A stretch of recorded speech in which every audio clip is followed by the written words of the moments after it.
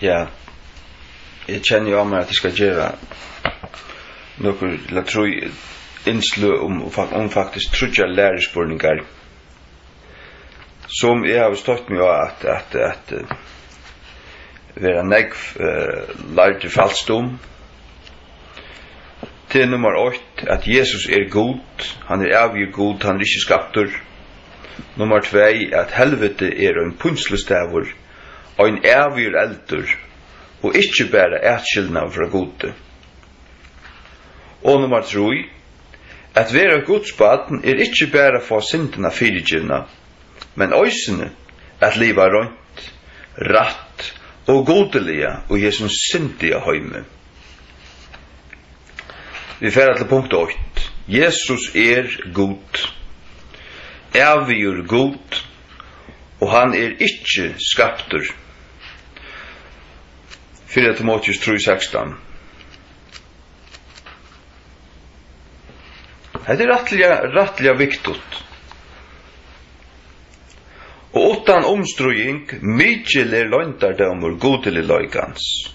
God vær given til kjennar og i kjøtenun, rattvusgjørdur i andanun, sattur av ånglun, prætikavur høytningunun, truen av i høymenun, møtidjen opp inn i dult, førska King James, åra ratt etter til ensku. Ja, god vær given til kjennar i kjøtenun, rattvusgjørdur i andan. Man ser at det Jesus, men her stendur god. Og i tekstus receptus, tom grisko handritnum som underliggjant for King James, her stendur altså Theos. Men i tom Alexandrisko, her stendur bara okkurt anna, hokk og et landa, han som, tora var brøyta. Ja, tøyra var brøyta nere i Alexandria. Det godt det var. Jesaja 96.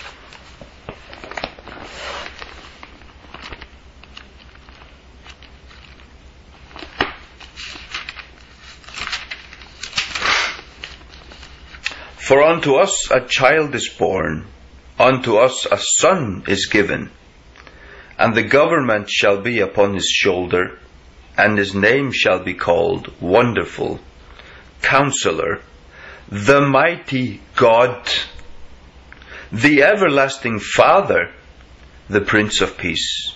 Hette Jesu navn.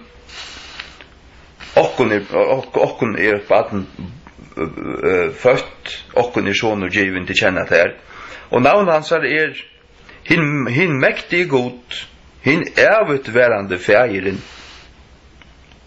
Hin mektige god. Jesus god. Han ikke, det ikke, man sier ikke her vi at han god fæger. Nei, god fæger god fæger. God sonur god sonur. Og god høyla i anden god høyla i anden. Og tøyr trutjer god. Ongen annar god.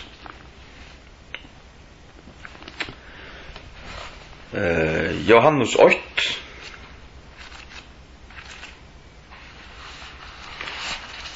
Vers 8-3 og 14. Og i byrjanen var året, og året var tja gode, og året var god. Hin samme var i byrjanen tja gode. Alle loter var gjørder av honom, og utan han var ikkje nekka loter gjørder som var gjørder. Vers 14. Og året var gjørst var gjørst kjøtt, og dvaltist okkara midlun, og vi sko av dult hansara. Dultena som av hinnen øyngittna av fægirnun, fotla av nøye og sannløyga. Hette det samme som 4 Timotheus 3:16. Mikkel løgntardømmer godløygans, god vær given til kjennar i kjøtnun. Hette det samme. Og i byrjan var året var så god, og året var god. Og vers 14, og året var gjørst kjøtt. Hatte god kommen okkara mittlun, ur himmelen nyr til okkara. Han var god i himmelen, og han var gjørt til kjøtt. Og ta han være hjørne, ta var han god kommen i kjøttet. Han sonur Guds, og han sonur. Han røystende menneskesoneren. Ja. Årtusen i 822. Legg mest til at 4 Timotheus 3:16 til innehelter ikke Jesu Kristi guddamløyga og i kvarskje og i tøyingen til Dal eller Viktor.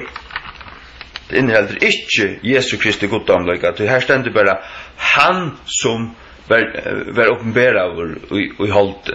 Han. Det sier ikke til at Jesus er god. Det er bare til at han som vi snakker om, han var åpenbæra og i holdt.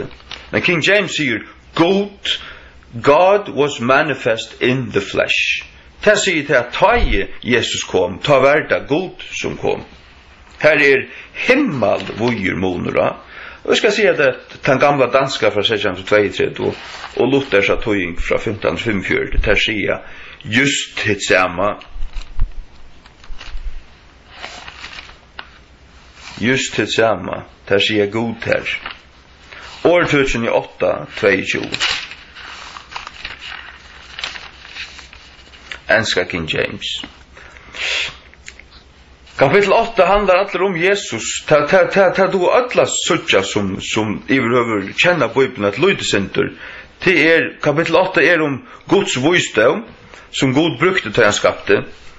Og i 4 Korinther 8:30 her stendur til at Jesus våren okkun Guds visdomur. Lad meg skal lesa det. Eller det sånn akkurat på, ja.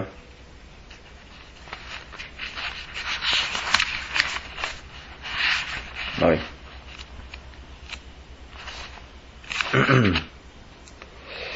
Fyra Korinther 8:30, ja. Men av honom tid i Kristi Jesus, hver av godi gjørdur okkun visdomur og rattvisi og halgan og endurløysing. Jesus Guds visdomur. Så at i oppenberingen her i åretøkken 8 tar jeg en hel kapittel tåsar om at Gud skapte alt vi visdom, så det til at han skapte det vi Jesus. Men her sier Bibelen er tjatikon, som det endelig just lever i vår. Bibelen er tjadal og Bibelen er Viktor. Ter boar, ter sier til at du skapte meg som ditt første versk i foran. Men King James sier, the Lord possessed me in the beginning of his way, before his works of old. Altså Herren åtte meg, og i byrjan av vei søgnen, undan verskun søgnen og i foran. Han åtte meg i byrjan. Ta han byrja i ta 80 med langt, ta være langt her tjånen, han skapte meg ikke ta. Og til her til færa skøyver, jeg hørste fer at han fer, bæg av presti og løykemann at han sier til at Jesus skaptur. Så sier jeg bare til at han Jesus tar prætika en falskur Jesus, og det kan jeg ikke finne meg ui. Ta jeg nøytter til at brøl etter der, sitt jeg møte så brøl jeg etter. Og det vil ikke at han har møte.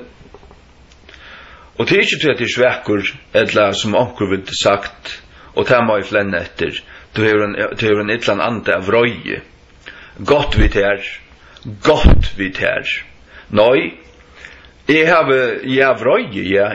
Vrøyer om til at de tåla sataniska falsklærer, akkurat som ikke, men de vil ikke hava en mann som både kun ratt. Han vil ikke lov å tale øyne før.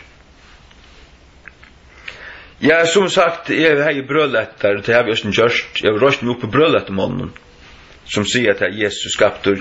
Det skulle ikke slippe å gjøre, og de som sitter av møten, få til lukka som vi, Jesus skapte. Han Jesus vid tilbya som frelste okken, han en skapninger. Hvorst du hva, så kan han slett ikke frelse det. Hvis Jesus skapte, så han ikke god. Tøy god evig. Det Guds egen løgje. Han evig god. Som vi løser her til Jesaja 6:6. Evner fægir. Mektig god. Det Jesus. Og som det stendet til Johannes 8, og i byrjan var året var ikke god, i året var god. Ja. Og her stendet her, og i året 8:22, the Lord possessed me in the beginning of his way, before his works of old. I was set up from everlasting. Jeg var sett upp fra evigværende. Han var alltid vært til. From the beginning, or ever the earth was. Fra byrjan av den nekrande jorden vær. Hatt Jesus. Og det bare til at sier du at Jesus skaptur og vært her tolt og for at folk halda til, så kunne det ikke være frelst. Til her alvorligheten til så hever det ikke Jesus. Hvis Jesus skapte, så han ikke god, og så har han ikke Guds blå rennende i akkurat kjasser, så Jesus en mevor, som deg for til, men hans blå bare vanligt blå. Jesu blå ikke vanligt blå. Jesus godkomne kjøttet, og han heier Guds blå. Guds blå. Kjøpte vi Guds blå. Og til til øysene, da kjøpte vi Guds blå. Gjerningene 20-28. Gjeve gætur tessvegna etter tykkun sjálvun, og etter öllum fylgjunum, yfir hverst heila i anden hefur gjørst tykkun omsjónar menn, at føa kyrkju Guds, som han hefur kjept vi sunnun egna blaue. Kyrkju Guds, som han hefur kjept vi sunnun egna blaue. Jesus lukaneg god, som fægeren god. Det biblionar sanna læra. Det som ting som man ikke må finna seg i vera lært.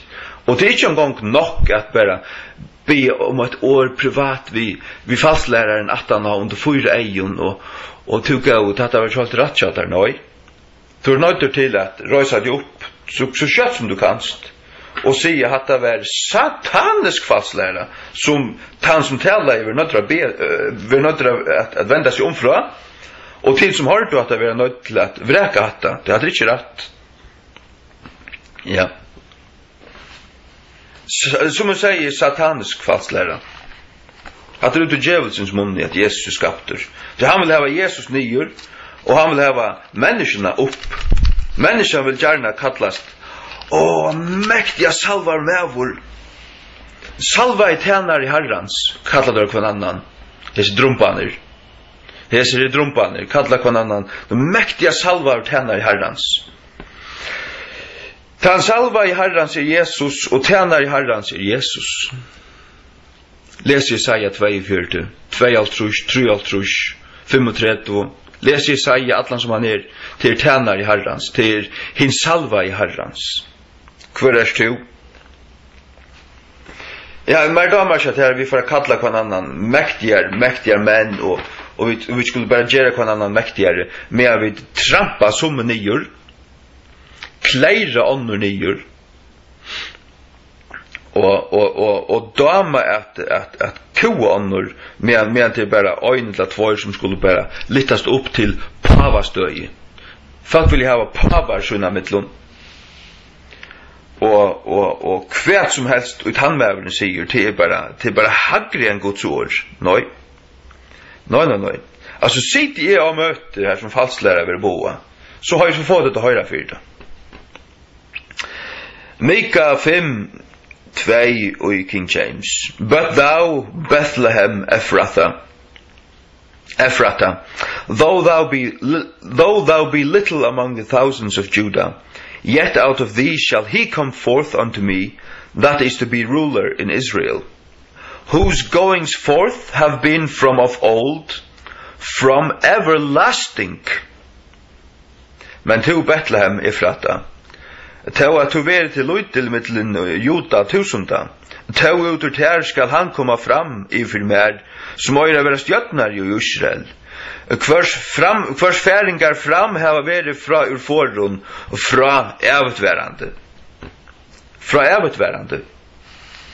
Jesus fra evigværande, from everlasting. Han onka byrjan, akkurat som fægeren. Onka byrjan, han onka byrjan.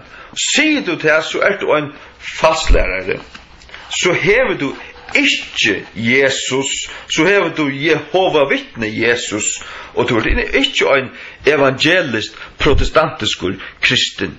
Du er frafallen, du er en frafallen kettare, du har egentlig hjemme ute til Jehova vittne, og jeg tåler ikke grunn av der. Jeg bøyte høyt av der, og jeg spøyte det ut. Og jeg kallar det som du erst framme fyrir Guds fylgje til mun skilta, og jeg skal ikke si at det er så bløyer ut med en gjerda. Du kanskje halde meg enda være svekkan, og som vi halde meg være besettan. Ta sier bare, godt vidt her. Godt vidt her. Hatt var nummer 8. Nummer 2 er så til at helvete er en putslestavur, og en evig eldur, ikke etskilnavur fra gode. Og hatt var bleka etter, hatt var tvort etter mannen som hon själv. Nei, jeg lett tvort, jeg skal si at det er falsklærande det. Hatt er falsklærande så Billy Graham, tog verre, og en maver som byrja i ratt, men som enda i forkjert, og han deier så han færden i helvete. Ja, tog verre. Lukas 16, 23, 24, 25, 28. Lukas 16, 23.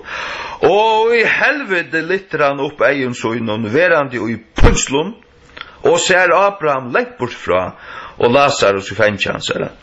Han tror ikke med hvor han litter opp egen søgnen i helvete, og han var i punslun. Og han drikker at lukten seg, Jesus sier, ta vær en ryker med vår.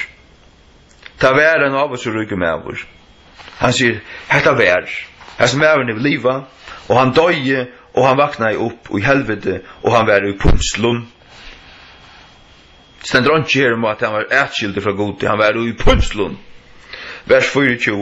Og han råpa og sier, fægir Abraham, hev miskunn mot mer, og send Lazarus, at han må drepa tippen av fingresøynen i vatten, og svela tungumøyne. To puntslavur, og i hesson loa. Han var puntslavur, ikke bare punter, tormented. Ja, torment, ta merker puntslan. Don't torment me, ikke puntsla me. Puntsla, det at utøva punno. Det stender ikke, I am pained in this flame, men I am tormented in this flame. Det at han var i en loa, og han var puntslavur her. Vers 25. Men Abraham sier sonur minst til at du i lyst tog tøyne tøkst vi tøyne gauloton, og lykalois Lazarus idleloton. Men nu han trøstavur, og tu erst puntslavur. Vers 28. Tu jeg 5 prøver at han var vittna for tøym, at det ikke tøy røysene kom inn i henda punslosted. Helvete en punslosstavur, til ikke etskilna fra gode. Sier nekar til så han og en kettare, og i raidar til du godsøttande. Elskar du god og hans år, hev du førsku King James, røys til opp og brøla ut etter henne, lett ødel høyra det, hatt det dundrant for kjerst, og du kan skott bjergan høyler møgnihøyt. Du kan skott bjergan høyler møgnihøyt. Ja. Matteus 8, 6-9. Vai heimen på grund av møgnboven, tu tema neiut vere at møgnboar koma, men vai tui manne vi kvarjon møgnboin kjemur. Kvarsvekna håndtuin eller fautertuin djevet her møgnboa, skjer teg av og kastet teg fra der. Tu det betre kjøtt her a geng inn til lufs haltur eller vannfører, heldur enn hevande 2 hendur eller 2 føtur, at vera kastavur inn og i evet verande eld. Og eldur eldur. Eldur ikke noe annet enn eldur. Eldur en eldsjekvur, og eldur en loje som rujmer vakna opp i. Det en eldur. Du brenner her. Og om jeg tog djevet her møgnboa, sluta ur og kastet det fra der. Det betre kjøtt her gang inn til lufs vi øynene eia. heldur enn havande tvei eiu at vera kastaur inn i hel eld. Matteus 25:41. Øyna fra 3, Matteus 25:41. Ta skal han si òsne vi tøyr vi ta vinstre hånden av færre borstu fra mer banna og tid inn i evigt værande eld, fyrebyggvin djevelen og ønklen hansara. Evigt værande eld, fyrebyggvin djevelen og ønklen hansara. Han var altså, den eldren var altså atlavur, gjørdur, djevelen og ønklen hansara, men her for at hei vera kasta i, som vreka Jesu frelsu òsne. Amen. Titus 2:11-12. Det som vi nu får ta oss om det altså at vera et godsbaden ikke bare at få syndene fyrirgivna, men òsne at liva rønt, ratt, godelige og Jesu syndige høyme. Titus 2:11-12.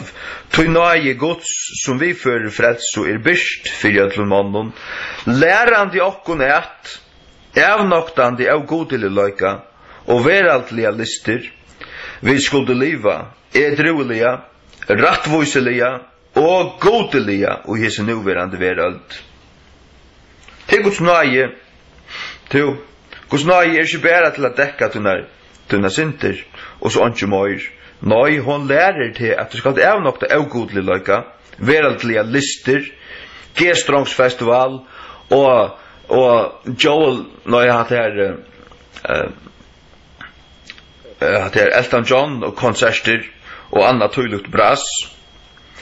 Du måste signalera til at det her anstikt, at det her ikke av god, at det kanskje du ikke gauteka. Ja. Det kanskje ikke være åkt vi høyme, god ikke åkt vi høyme, han etkilder fra oss nær. Vi skulle leve edruelige, rattvoiselige, og godelige og Jesu nuverande verald. 17 Korint 6:14-18.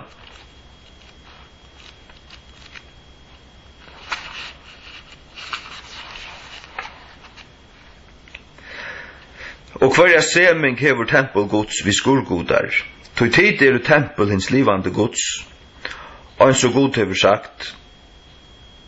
Nei, 14-18 omskylda. Veri tid ikkje avjavnlige åkair sama vi vantrigvande. Sars du? Veri tid ikkje avjavnlige åkair sama vi vantrigvande. Ikkje åkade saman vi høymen. Halt i etskildan fra oss nær. Det han drevet det. Ikkje vera bunden etomon. Veri du bæra bunden av gode fjøren åren. Vi fortsetter. Veri tid ikkje avjavnlige åkair sama vi vantrigvande. Du kvann fellesskap hever rattvise vi avrattvise. Og hver samfellet hever ljøs vi myrskur. Og hver vilja hever Kristus vi Belial. Belial Satan. Eller hver lot hever han som tror vi øyne vantrigvande. Og hver seming hever tempelgods vi skurgodar. Tøy tid og tempel hins livande gods, og en så god hever sagt, vil dveljast ut høym og gengu ut høym. Og vil være godtørra og tøy skulle være falkmut. Hvers vegna kom I ut fra I middelen torra, og være til det atskilt, sier Herren, og nem ikkje vi hin aurøyna lot, og jeg vil tekka I møte tikkun. Og jeg vil være tikkun feir, og til skulle være mer sinner og døtur, sier Herren, allmåttue. Halleluja. Herren kallar okkun at være atskilt. Atskilt, han sier det her, vi skulle være atskilt, ta vil han tekka okkun I møte seg. Det ikke til at vi omgående skulle ha noe vi høymen å gjøre. Vi jo nødt til å ha et arbeidsplass. Men det helt ikke til at du kan ikke ha hvert som helst arbeidsplass. Du kan ikke være skåntjer I Klubb 20. Du kan ikke være barverster av Norrøn. Nei. Du kan ikke køre en limousin ved bar. Nei.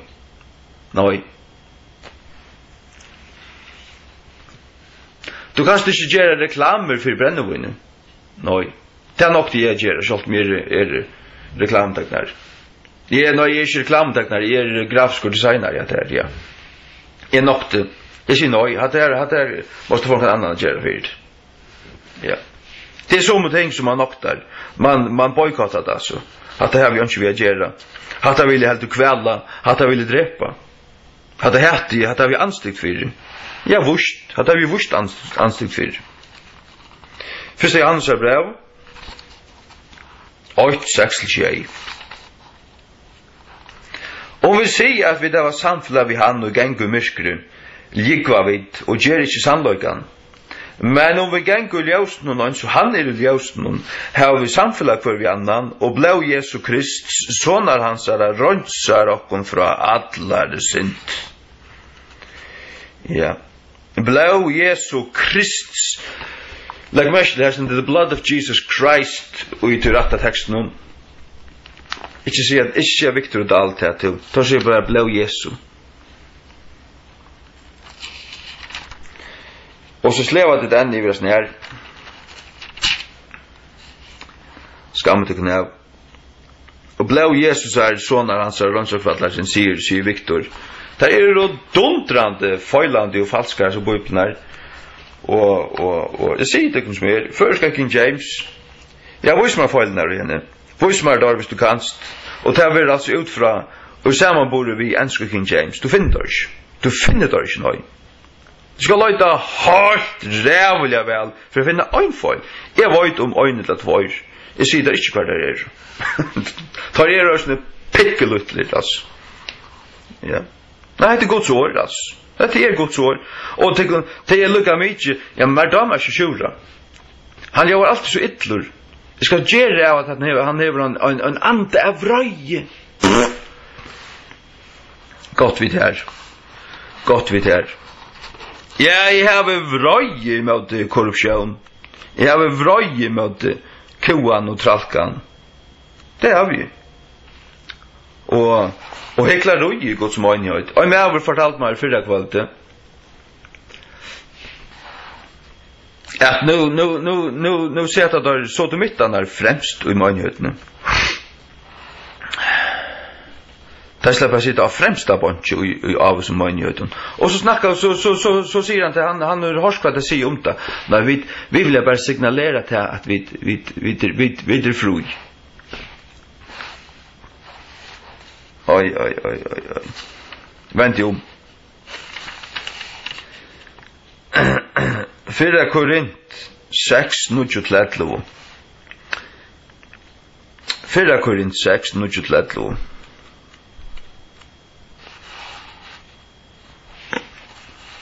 Vita tid ikke at en euratvis og skulle ikke arva kongadom Guds. Vi ikke vittløyter, kvørste siløysingar, eller avgoda dorskarar, eller hårdomsfremjarar, eller kvinnolatier, eller misbrukare av seg sjálven vi mannkine til altså sodomittar, eller tjauvar, eller goyrier, eller drittjumenn, eller illmelsmenn, eller peninganøyarar, skulle arva kongadømme Guds. Og sløyker væru sommer av tikkum, men til dere tvåeier, men til dere halvgeier, men til dere rattvusgjørter, og i navnet Jesu Krist, og vi anda Guds vors. Halleluja. Ja.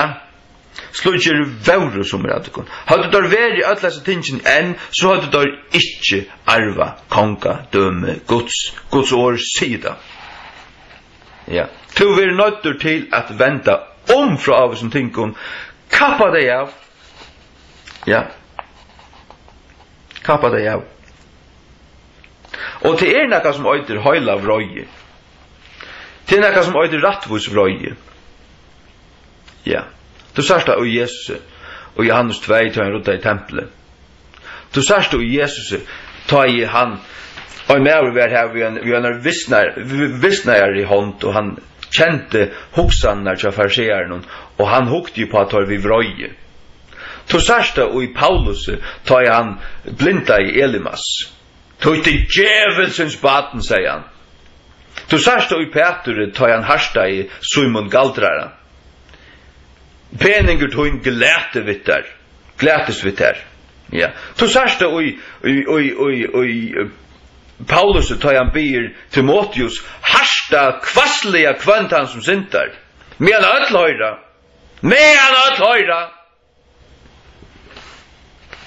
Og så vil jeg det bare ha en nisseskap positivitet. Vent om. Hatta var 3 punkt. I har vi 4 som vi får attacka nu også til sort eika. Ta 4 til at frelst menneske kunne være allåpen av ytlen anta, enn ta og lydsender kua av ytlen anta. Men ikke frelst menneske hever ein ytlen anta uiser. Nei, hatt godslæra, godslæra av Luttlunge, godslæra av djævelun. Hatt godslæra av djævelun, som sier til at frelst menneske kunne være besett. Hatt humbug, og det ikke knusskårene avstøv fra. Fullstendig han. 4 Samuelsbok 14. Nå, 4 Samuelsbok 16, 14. Hetta må jeg for å ta seg mer om. Dette her er så lengt ute. Man ser til man for å møte mennesker, helten av dem, du varst. Altså, alt skulle øydes for å være frelst, men helten av dem manifesterer til antar. Så var sikna. Og så skal alt beges for å spudja, og til åndja av de vent om, helten av de drekker, og alt muligt. Alt muligt. Ja. 4 Samuelsbok 16, 14. But the spirit of the Lord departed from Saul, and an evil spirit from the Lord troubled him. Skal ein ytler ante sleppa til, så må Herrans ante vera vidjen fra. Jeg sier der, at høyla i anten døyler ikkje bostad vi djævelun. Ikkje ein pikkelutlen ein gang, skal jeg si der. Nei, jeg har ikkje ein ytlan anta. Og sier du da, sier du til å begrunna mer at du heldur meg av ytlan anta, så venter jeg meg fra der, og jeg har jo ikke vitt til å gjøre mer. Ja. Du smavis auregvaur i middelen ornana. Ja, auregvaur i middelen ornana. Voismær til i Nya Testamentet, hvis du kanst. Du måste bara lojta vel, du får ikke finna det. Ta vet jeg der 1000 kroner på. Du finner ikke til at i Nya Testamentet at frelst folk reker ut et eller annet ur hver i nøren. Nei.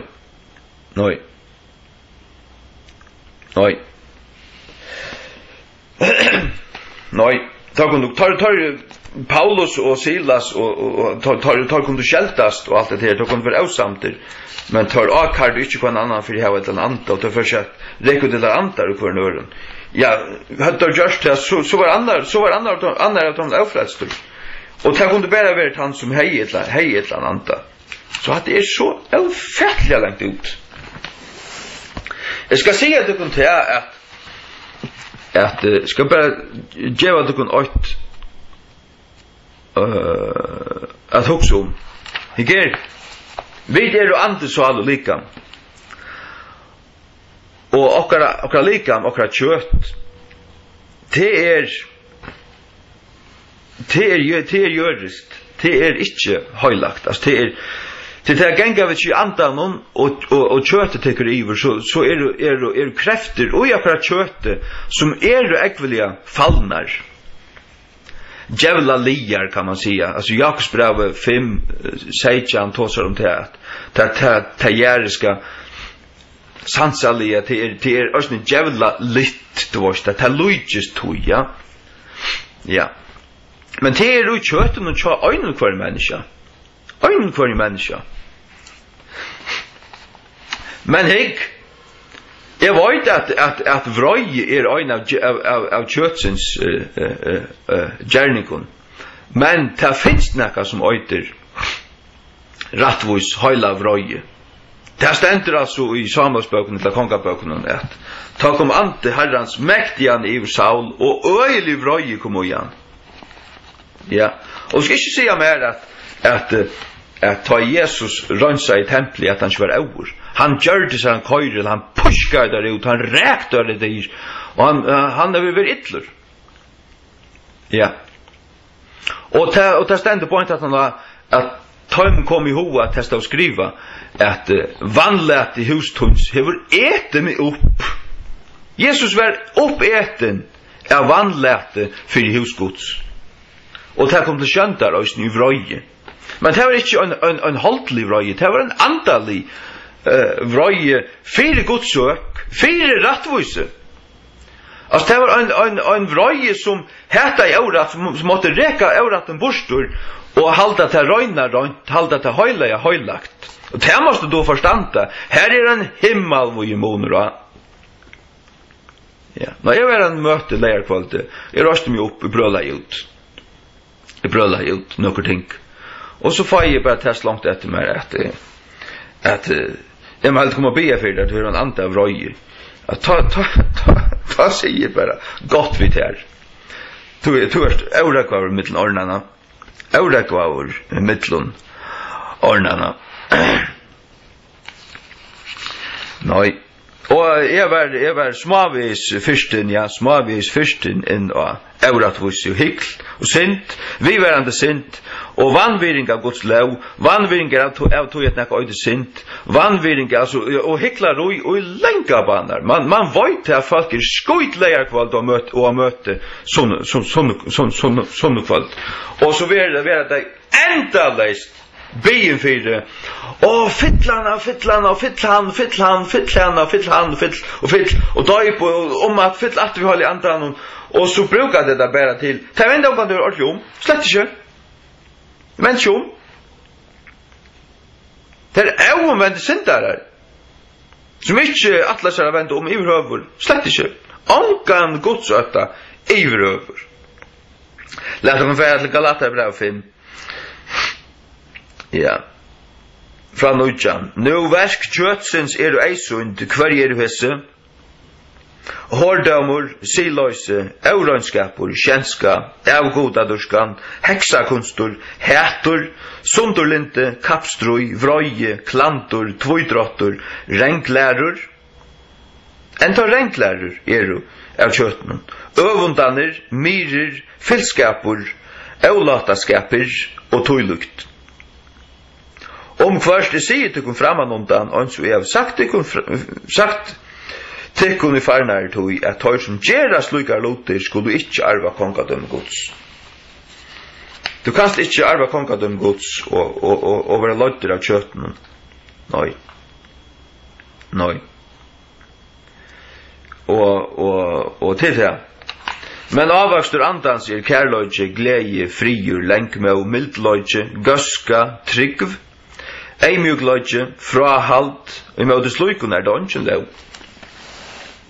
Ja, flest mennesker kunne være alle oppe av et eller annet, enn ta kua, eller trygt dvorsta. Så kan man be med å tog, man kan også skipa og Jesu navn i øynene andre at vujtja, og ta mennesker kan få fralse, få en latta, altså. Men jeg får reka ur og de fleste mennesker, ja, så er man smavis aurekvaver mittlen ordnene. Smavis aurekvaver, man hever ikke retta godslæro. Man hever egentlig øyne renklæro. Altså, du sier faktisk at det mennesker er ikke frelst. Det ber ikke til at det var hele andan byggvandi i seg, og det var en devil ved søgn av. Det ber ikke til. Nei. Ja. Så då kristendommen til løyte, det må jeg sige.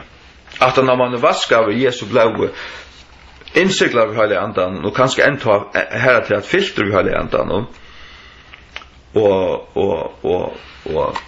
og så skulle ytterligere andre kunne bygge i øynene, det hanger ikke skjemmen, altså. Ikke at vi tar rett av godslære om tingene til rettelige tøtninger mye, og i 17. Johannesbrevet, eller i øren Johannesbrevet, vers 90 stendur skriva. Hver som helst og misbrytur og ver ikkje verandi i Guds lære Krist, hever ikkje god. Han som er verandi i Guds lære Krist, han hever bægje fægeren og sonen. vi må bergast for trunne, vi må vervøyta ratta godslæro, og ikke være vindriken, ikke være diktera i av noen kanonen i Amerika. Onkon, ikke en gang 5, altså, det ringt noe som man bare hever øyn, så tar den kult, men altså, hvis du, nei, det Guds år, du skal selv lære det Guds år. Og hva Guds år av føreskånd? Ja, det var du, det føreskånd King James. Amen. Det ikke så løy man for skøyver tar man bruker for kjærste bøybel. Viktor sa bøybel sier i Mika 5:8, men til Bethlehem fratta, som så lydde hever at tøya til å være mellom 1000 juta. Ut her skal ein ganga mer ut, som skal være høvdinge Israels. Opprun i hansar ur forrun, fra forstøyar døvun. Fra forstøyar døvun. Opprun i hansar fra forstøyar døvun. Det vil si han hever en oppruna, og han bare nok så lengt siden, altså. Her sier du til Jesus hever en oppruna, til en klodde.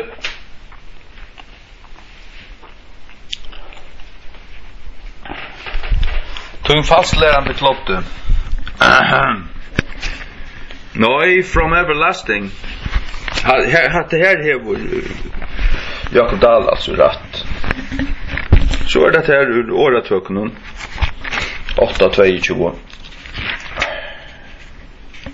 Her sier Viktor, med skapt i Herren som sin fyrsta versk, og i forhånd, og Herren har skapt nek anna. Ja, men til lærer han også i Mika 5:8, at Jesus hever en oppruna, og han bare nok lengs igjen. At det dundrad falskt, hatta gjert han Jesus, som i hæsarbautjene til en Jehova vittne Jesus, og en Alexandriskan Jehova vittne Jesus. Det hva det og det hva det så bøyblene du sa Viktor og Dahl, det Alexandriska bøybler. Og ja, jeg var ikke vidt her, men jeg frøyest iver av Guds år, loksens kommet ut av føreskånd.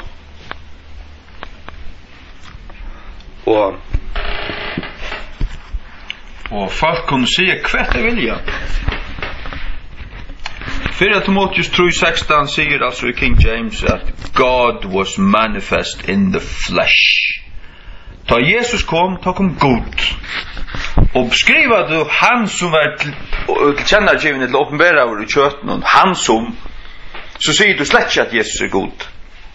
Ja, men det nok det her bøyblene her. Han gjør det der fer. Du har en skaptan Jesus som har en oppruna, som bare han som ikke god. Ja, så åpner man for et eller annet. Og at det alt perversioner, tog at det røyner og reformasjonsbøyblene her, til her så er punkten i her ratt. Og jeg lever vi føreske King James, og jeg kommer å dodge ved henne. Og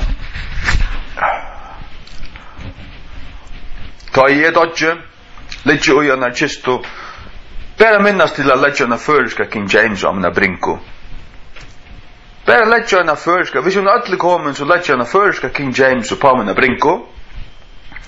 Hun ikke alle kommer, så legge det ensko. Om det vasker meg, og at jeg lette meg funnet ui og ditten og datten til kan være lykka mykje. Purasta lykka mykje. Men jeg vil bare be om å få en King James om en brinko.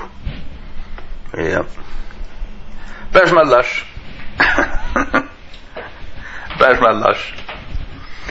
Men annars trygg vi tog jeg har sagt det for at da jeg kom opp til himmels så har vi bøypene med meg.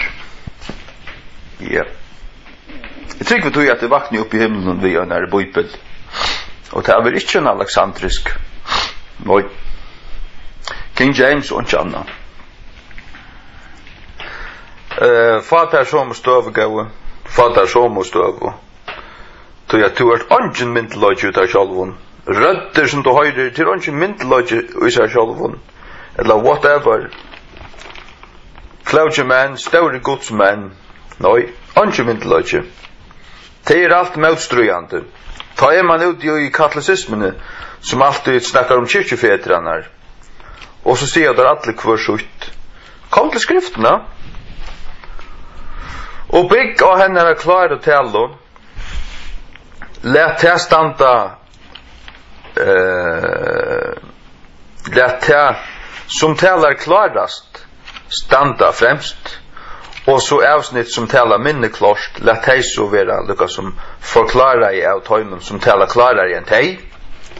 Det vil si at ikke byggja den ekra godslære og anker leisa setningar i jobbsbok, eller anker dunkul åratøk og i åratøkun Salomons, nei, bygden av godslære og brøv Paulusar og av evangeliene, og kanskje hernast salmanar og Jesaja, og så vi er ut etter. Men en høylig kapittel skriver om et evne, og i brøven Paulusar, ja, så det te. Først og fremst, og så skal alt skiljast ut fra tog.